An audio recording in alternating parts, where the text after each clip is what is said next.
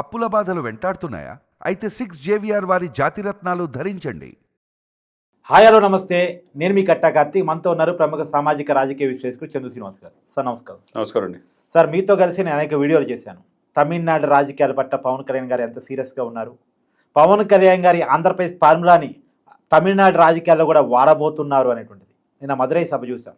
అలానే ఇప్పుడు విజయ్ని ఎన్డీఏ కూటమిలోకి పవన్ కళ్యాణ్ తీసుకురాబోతున్నారు అని మన మాజీ గవర్నర్ తమిళనాడు బీజేపీ నాయకులు తమిళిసై చేసిన వ్యాఖ్యలు, ఇవన్నీ కలగలిపినప్పుడు తమిళనాడు రాజకీయాల్లో పవన్ కళ్యాణ్ సృష్టించబోతున్న సునామీ ఆంధ్రప్రదేశ్ రాజకీయాల్లో ఏ రకంగా అయితే వైసీపీ వ్యతిరేక ఓటు చేరనివ్వను అని చెప్పేసి ఒక కూటమిగా గట్టి ఎన్డీఏ గెలుపుకి రాష్ట్రంలోనూ దేశంలోనూ పవన్ కళ్యాణ్ ఎలా భాగస్వామి అయ్యాడో, అలాగే తమిళనాడు రాజకీయాల్లో కూడా డిఎంకే వ్యతిరేక ఓటు చేరనివ్వనని డిఎంకే వ్యతిరేక రాజకీయ పార్టీలన్నింటినీ ఒకచోట జతకట్టించి డిఎంకేని మట్టి గర్పించబోతున్నాడంటే అంటే ముందుగా మనం టీవీ ప్రేక్షకులకి మీకు గుడ్ మార్నింగ్ చెప్తున్నాను.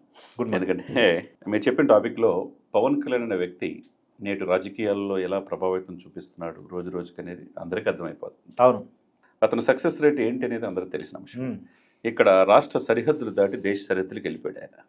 పక్కనున్న తమిళనాడులో ఎంటర్ అయ్యాడు. ఇప్పుడు అంతే తమిళనాడుని సమూలంగా రాజకీయాలు మార్చబోతున్నాడు అనేది స్పష్టంగా కనపడుతుంది. ఎందుకంటే ఈ దేశంలో అనేక పీఠాధిపతులు, మఠాధిపతులు, స్వామీజీలు, పెద్ద పెద్ద వాళ్ళు ఉన్న పవన్ కళ్యాణ్కే ఒక చీఫ్ గెస్ట్గా పిలిచారంటే తమిళనాడు నుంచి, దాన్ని బట్టి అర్థం చేసుకోవచ్చు. అనివార్య కారణాల సెక్యూరిటీ రీజన్స్ వల్ల యోగి గారు అటెండ్ కాల. కానీ ఆ అవకాశం పూర్తిగా పవన్ కళ్యాణ్ గారు సద్వినియోగం చేసుకున్నాడు. ఎందుకంటే under the guide lines of NDA కావచ్చు, ఆర్ఎస్ఎస్ కావచ్చు, హిందూ సమాజం కావచ్చు, 100 కోట్ల మందికి ప్రతినిధిగా పవన్ కళ్యాణ్ గారు కనపడుతున్నాడు. ఎప్పుడైతే హిందూ సనాతన ధర్మ పరిరక్షణ బోర్డు ఏర్పాటు చేయాలన్నాడో తమిళనాడు ప్రజలు ఏంటి, అక్కడ పిలవటం ఏంటి, నయనార్ నాగేంద్రన్ వచ్చి సాక్షాత్తు మంగళగిరి వచ్చి ఆయన ఆహ్వానించడం, ఆయన స్వాగతించిన తీరు, ప్రత్యేకంగా చాఫర్లో వెళ్ళాడు. ఆయన దిగిన కాడి నుంచి పంచకట్టుతో చూసుకుంటే తమిళ సాంప్రదాయంలో వెళ్ళాడు. మీరు అన్నట్టు తమిళసాయి సౌందరరాజన్ గారు కావచ్చు, అందరూ కూడా సాదర స్వాగతం పలికారు. అక్కడ సాంప్రదాయంగా మురుగన్ సాంప్రదాయం, సుబ్రహ్మణ్యం యొక్క భక్తులు ఇదిగా డ్రెస్ చేసుకొని వెళ్ళాడు. వెళ్ళిన తర్వాత ఆయన స్వాగతించిన తీరు చూస్తే కొంతమంది మురుగన్ లాగా ఆయన్ని చూసుకుంటున్నారు, అభినవ మురుగన్ అంటున్నారు. ఆ విధంగా ఆయన్ని చెప్పే ప్రతి మాట కూడా కీన్ అబ్జర్వ్ చేశాడు. మీరు అన్నట్టు ఒకవైపు పన్నీర్ సెల్వం, ఇంకొక వైపు మేధావులు, హిందూ మునాని, అంటే మురుగన్ మహానాడు అని పెట్టారు సార్. దాని వెనక మురుగన్ సమాజం అంటే సుబ్రహ్మణ్య స్వామి భక్త సమాజం ప్రపంచవ్యాప్తంగా వచ్చారు. అక్కడికి లక్షలాది మంది వచ్చారు, దాదాపు 5 లక్షల మంది పైన వచ్చారంటారు. అదే సమయంలో ఆర్ఎస్ఎస్ చాలా కీలకమైన, ఆర్ఎస్ఎస్ ఎంత కీరోలో మనకు తెలిసిన అంశమే. అటువంటి వాళ్ళు పవన్ కళ్యాణ్ గారిని అంత ప్రాధాన్యత ఇచ్చి సుబ్రహ్మణ్యం గారి స్వామి చేతిలో ఉన్నది కూడా ఆయన చేతిలో పెట్టారంటే ఎంత గౌరవించారో మనం అర్థం చేసుకోవచ్చు. కొంతమంది శ్యామల లాంటి క్యారెక్టర్ ఆర్టిస్టులు పవన్ కళ్యాణ్ గారు కనపట్టలేదని ఆయన ఫోటోలు చూపిస్తున్నారు. పాపం మన ఢిల్లీలో ఉన్నాడు, నిన్న గిన్నిస్ బుక్ రికార్డులు సాధించినప్పుడు విశాఖపట్నంలో ఉన్నాడు, కట్ చేస్తే తమిళనాడులో ఉన్నాడు. తెలియకపోతే చూపేమన్నా, తెలియకపోతే చూపు మందగిస్తే డాక్టర్ల కన్నా చూపించుకుంటే ఈ తెలుస్తుంది సమాజం, అంతే కదా. లక్షలాది మందిలో ఆయన పవన్ కళ్యాణ్ గారు మాట్లాడుతుంటే ప్రతి ఒక్కరు కూడా సూడో సెక్యులరిజం అంటే లౌకికవాదం అని చెప్పేసి హిందువుల్ని, హిందూ దేవతల్ని, దేవుల్ని విమర్శిస్తే అది సెక్యులరిజం కాదు. మేమున్నాము హిందువులు, అంత తేలిగ్గా తక్కువ అంచనా వేయద్దు అని చెప్పేసి చెప్పాడు. స్ట్రైట్ అవే. అంటే ఎవరిని ఉద్దేశించి చెప్పాడు? హిందూ సమాజాన్ని, సనాతన ధర్మాన్ని కరోనా వైరస్తో పోల్చిన స్టాలిన్ కుమారుని ఉద్దేశించి చెప్పాడు అక్కడ తమిళనాడులోనే. అంటే ఎంత ఖర్చు ఉండాలి?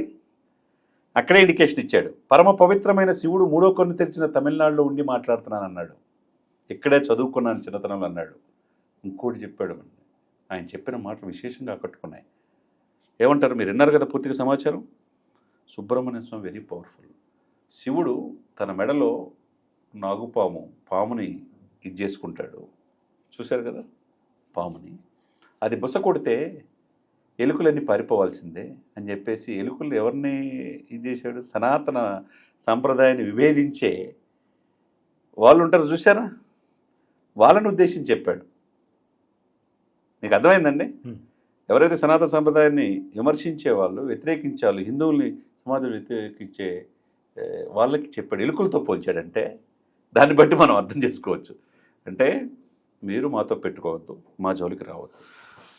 హిందూ సమాజం చాలా చైతన్యవంతమైంది, నేను అండగా ఉంటాననే భరోసా తమిళనాడు సాక్షిగా ఇచ్చాడనేది మనం అనుకోవాలి. పక్కనున్న పన్నీర్ సెల్వం కూడా ఎంత విశేషంగా తిరుపతి విషయంలో ప్రపంచాన్ని ఎంత దృష్టిని ఆకర్షించింది, హిందూ సమాజం పట్ల సనాతన ధర్మం కోసం ఎంత పాటుపడుతుంది డిప్యూటీ సీఎం పవన్ కళ్యాణ్ గారని ఆయన ప్రశంసించారు. మిగతా అక్కడ ఉన్న మహిళలు, తెలంగాణ అదే తమిళనాడు సమాజం అయితే మొత్తం పవన్ కళ్యాణ్ గారిని అక్కురు చేర్చుకునే అనేది స్పష్టంగా కనపడుతుంది. అంటే ఇప్పుడు ఇంకోటి కూడా, తమిళనాడు రాజకీయాల్లో ఆంధ్రప్రదేశ్ ఫార్ములా అంటే ఇక్కడ ఎలా అయితే వైసీపీ వ్యతిరేకూడదు, చిరనివ్వకూడదని చెప్పేసి విడిపోయినటువంటి టీడీపీని బీజేపీని కలిపారు, అక్కడ కూడా డిఎంకే వ్యతిరేక పార్టీలన్నింటినీ కూడా, ఇప్పటికీ అన్నా డిఎంకే ఎన్డీఏ కూటమిలో ఉంది, ఇప్పుడు విజయ్ కొత్త పార్టీ పెట్టాడు, సినిమా హీరో, అతనికి కొంత మంచి ఫాలోయింగే ఉంది, అతన్ని కూడా ఎన్డీఏ కూటమిలో తీసుకొచ్చే బాధ్యతను పవన్ కళ్యాణ్ నెత్తి మీద పెట్టుకున్నారు అనేటువంటిది కూడా వినపడుతుంది. నిజంగా ఆంధ్రప్రదేశ్ ఫార్ములా తమిళనాడు వర్కౌట్ అయిందంటే డెఫినెట్ 100% వర్కౌట్ అయ్యే అవకాశాలు స్పష్టంగా కనబడుతుంది. తమిళనాడులో అసెంబ్లీలో కూడా దాదాపు 60 నుంచి 70 నియోజకవర్గాల్లో ఏపీ నుంచి సెటిల్ అయిన వాళ్ళు ఉన్నారు, ఆంధ్ర మూలాలు. కాబట్టి గెలుపోవటంలో వాళ్ళ చేతిలో ఉంటాయి. కాబట్టి ద్రవిడిజం ఒకప్పుడు ఉండే ఆ యొక్క తమిళనాడులో అభిమానుల కోసం గుడులు కడతారు, గుళ్ళు కూడా పగలగొడతారు, తెలుసు కదా మీకు. తమిళనాడు ప్రజలు చాలా డిఫరెంట్గా ఉంటారు. అటువంటిది హిందూ సమాజం జోలికి వస్తే మాత్రం ఎవరైనా ఒకటే. ఇప్పుడు క్రిస్టియానిటీని విస్తరించే క్రమంలో హిందువుల్ని తక్కువ చేసి చూస్తా ఊరుకోవడానికి కాదు, వాళ్ళు కాదు. ప్రపంచవ్యాప్తంగా నిన్న మురుగన్ అంటే ఎవరు, ఆ స్వామి సుబ్రహ్మణ్య స్వామి భక్తులు ప్రపంచవ్యాప్తంగా అక్కడికి వచ్చారు. అక్కడ దీపారాధన చేశారు, తర్వాత పారాయణం చేశారు, శ్లోకాలు వెలివేశారు. ఇవన్నీ ఒక ఎత్తు అయితే సార్, పవన్ కళ్యాణ్ గారు తమిళంలో అంత అనర్గంగా మాట్లాడగలరని ఇంతవరకు తెలియదు. అంత అనర్గంగా మాట్లాడాడు, అంత అప్రిషియేట్ జరిగింది. కాబట్టి రేపు విజయ్ని తీసుకురావటంలో నో డౌట్ ఎట్ ఆల్, తనకి విజయ్కున్న స్టార్ డమ్ ఏదైతే ఉందో, విజయ్ వస్తే డెఫినెట్గా అక్కడ వర్కౌట్ అయ్యే అవకాశాలు స్పష్టంగా కనపడుతున్నాయి అన్నమాట. అది తీసుకొచ్చే బాధ్యత ఆయనకి పెట్టుండొచ్చు. దక్షిణ భారతదేశంలో ఇన్నాళ్ళకి పవన్ కళ్యాణ్ రూపేణ ఒక ట్రబుల్ షూటరు ఎన్డీఏ కూటమి దొరికిందనేది స్పష్టంగా అర్థమవుతుంది అన్నమాట. Thank you sir.